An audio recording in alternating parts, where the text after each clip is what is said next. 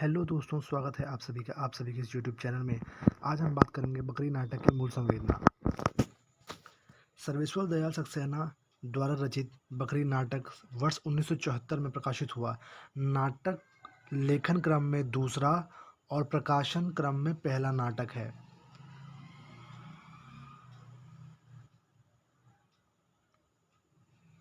दिल्ली में उनका बहुचर्चित नाटक बकरी जब पहली बार कविता नागपाल के निर्देशन में खेला गया तो प्रेस ने उसे बहुत ही महत्वपूर्ण ढंग से लिया।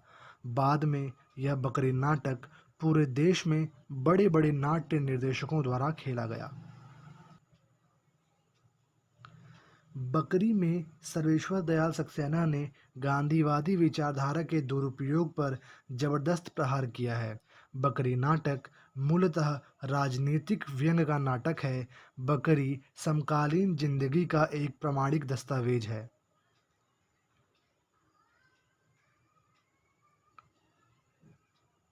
नाटक का आरंभ नट-नटी के संवाद से होता है और नाटक में वंदना से ही वह भ्रष्ट राजनीति के दलदल को दिखा देता है।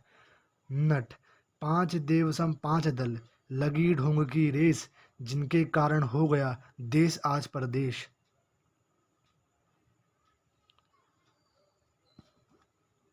राजनीति का ऐसा कुरूप और ढोंगी चेहरा सक्सेना जी ने बताया है कि पाठक तिलमिला कर रह जाता है।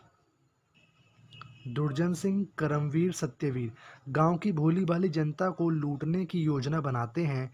गांव की गरीब भोली विपत्ति विपत्ति यहाँ पे कैरेक्टर है। विपत्ति कहाँ इस नाटक के अंदर एक कैरेक्टर है जिसकी एक बकरी है। तो विपत्ति की बकरी को गांधी जी की बकरी बताकर जनता को धर्म की आड़ में लूटते हैं। सत्ता और भ्रष्टाचार का खुला नाच होता है और भोली भाली जनता उनके बिछाए मायाजाल में फंसकर रह जाती है। दुर्जन: इस बकरी ने हमेशा दिया है, आपको आज़ादी दी, एकता दी, प्रेम दिया, आज भी बहुत कुछ देने को मुंतज़िर है। आप लोग लेना भूल गए हैं क्योंकि आप लोग देना भूल गए हैं। आज़ादी के बाद आज़ादी के नाम पर लोगों को लूटा गया। हम गुलामी से मुक्त अवश्य हुए, लेकिन जब हमारी लड़ाई अपनों से थी जो एक दूसरे से अपने आप को श्रेष्ठ साबित करना चाहते थे। बकरी नाटक भी इसी ओर संकेत करता है। वह सत्ता के गलियारों में आम आदमियों की सिसकियों को सुनता है।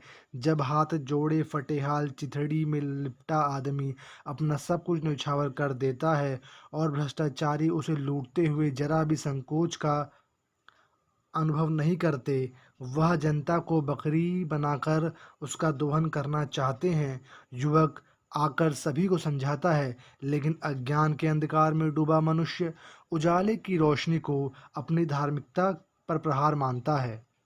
युवक समझाता है कि आज की लूट इसका अंत नहीं, प्रारंभ है। आज बकरी के नाम पर लूटा जा रहा है तो कल किसी और के नाम पर लूटा जाएगा।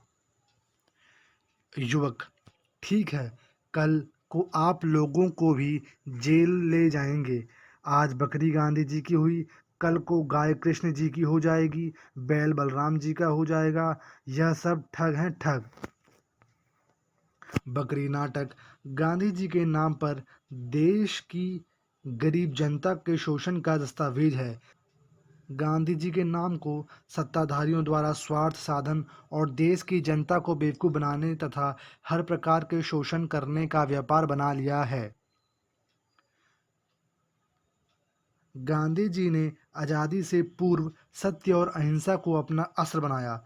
इसी मार्ग पर यह देश चला भी। इस देश की आस्था गांधी पर थी और इसी आस्था का भरपूर लाभ उठाया गया।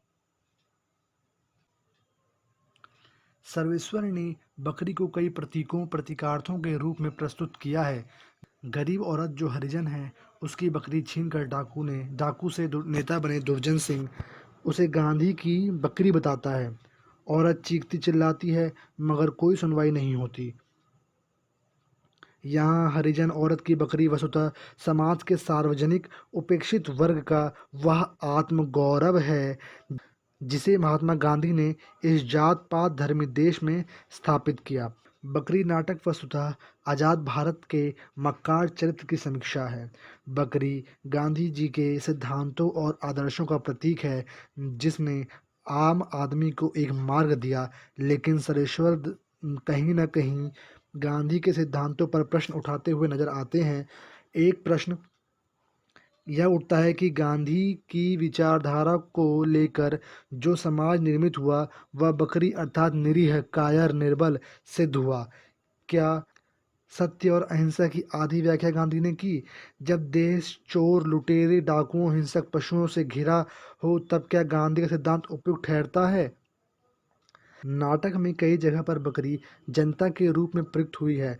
नाटक का युवक इसी गांधीवादी सिद्धांत के समानांतर एक नई सोच, विचारधारा का प्रतीक है। निष्कर्ष: साहित्य को समाज का दर्पण कहा जाता है। मतलब समाज जैसा है, उसे वैसा ही दिखाने वाला लेखन साहित्य है। सर्वेश्वर जी का सर्वाधिक लोकप्रिय नाटक बकरी है। इस नाटक के माध्यम से सर्वेश्वर जी ने समाज में फैले देश के दीमकों, जो देश को अंदर से खोखला कर रहे हैं, राजनेता जो अपने लाभ के लिए गरीबों, बेज़ुबानों, स्त्रियों, बच्चों पर जुल्म ढा रहे हैं, लूट रहे हैं, उन पर करारा कसा है। कुछ लोग गांधी और गांधीवादी के नाम पर अपने ही कुकर्मों में लगे रहते हैं और गांव को, शहर को, देश को बर्बाद कर रहे हैं।